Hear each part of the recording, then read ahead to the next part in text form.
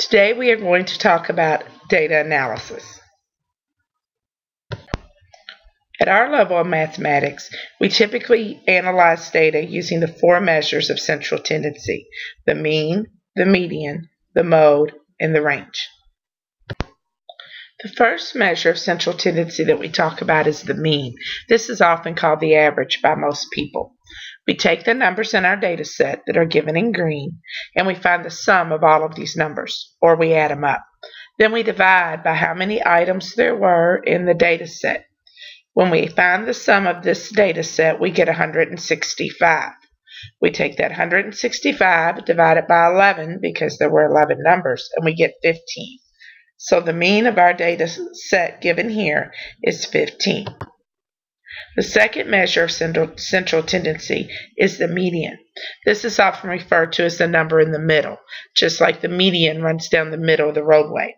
If we use the same data set from the slide before, given in green, we put the numbers in order from least to greatest, and we find the number that is located in the middle of the data set. In this set of data, the middle number is 11, so the median is 11. Sometimes when you calculate the median, you will narrow it down and there are two numbers in the middle. If this is to occur, you just simply add the numbers together, divide by 2, and find the number between the two numbers, and that is your median. The third measure of central tendency is the mode.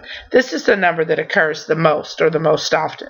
If we use the same data set as from the previous two slides, we notice that 11 occurs 6 times, 12 occurs 3 times, 13 1 time, and 50 1 time. So therefore, our mode for this data set is 11 because it occurred the most often, 6 times.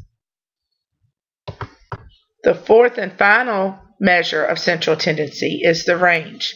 To get the range, we find the difference between the largest or the maximum and the smallest or minimum piece of data. So if we're using the same data set as we've been using with the other three measures, we look at the data, we see the smallest number is 11, the largest number was 50, so we find the difference between the two. We take 50 minus 11 and get 39, so our range is 39.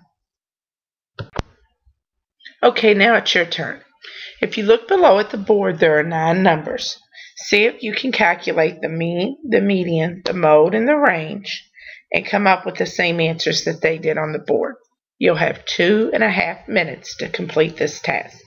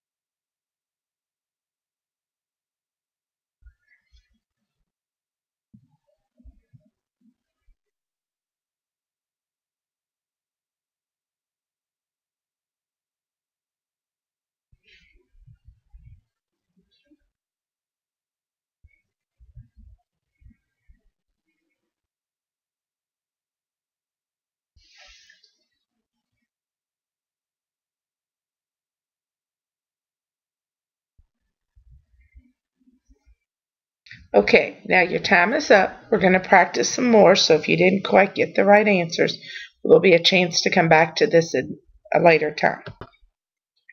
Now, it's your turn. I want you on the same paper you just tried to work out the other problems and get the same answers to write down the clue or how you would go about finding the mean, the median, the mode, the range. Try to put some of it in your own words so you'll understand it better. If you get stuck, you can ask someone at your table. You will have a minute to do this.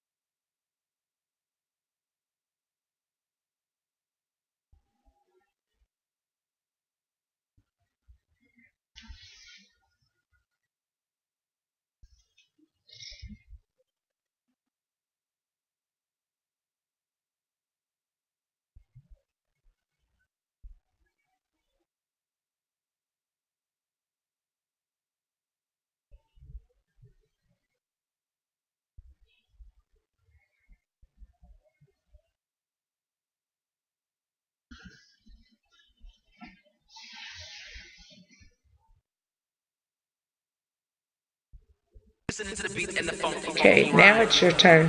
You're going to listen to just have to sit back and listen. You're going to listen to a video that reviews how to find the mean, the median, the mode, and the range. Specifically, mean, median, mode, and range.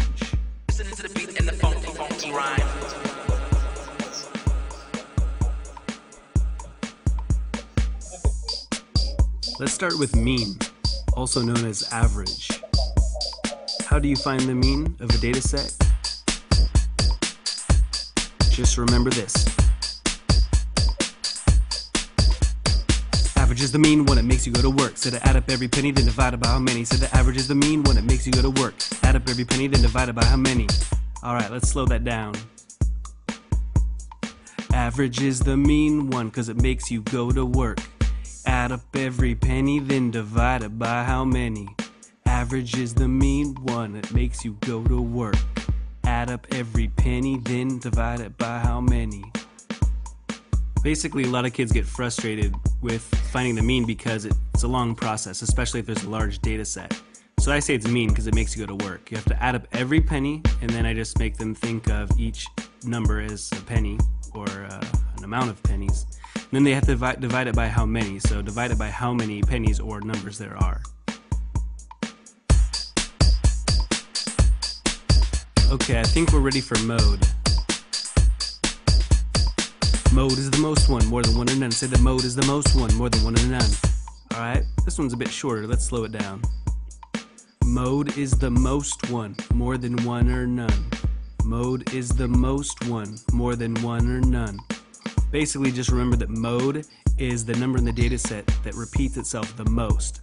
And there can be more than one mode, or there could be no mode. Therefore, mode is the most one, more than one, or none. Alright, now we're ready for my favorite, median.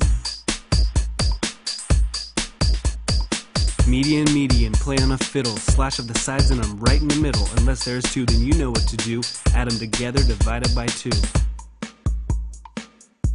How about one more time? Median, median, play on a fiddle, slash of the sides and I'm right in the middle. Unless there's two, then you know what to do. Add them together and divide them by 2. Basically, median is the middle number of a data set when the data set is ordered from smallest to biggest. However, if there is an even number of numbers in the data set, then automatically when you find the middle one, there's going to be 2. Therefore, you need to find the average or mean of these 2 middle numbers to find the median. Therefore, you add them together and divide those 2 numbers by 2 to find their average. And that leaves us with range, which has no other way to be saying but this.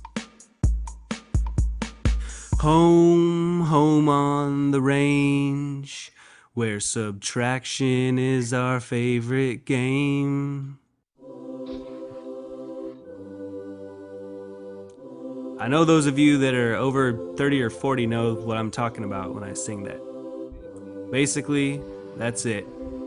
Subtraction, range, subtract the smallest from the biggest. Hope you enjoy this.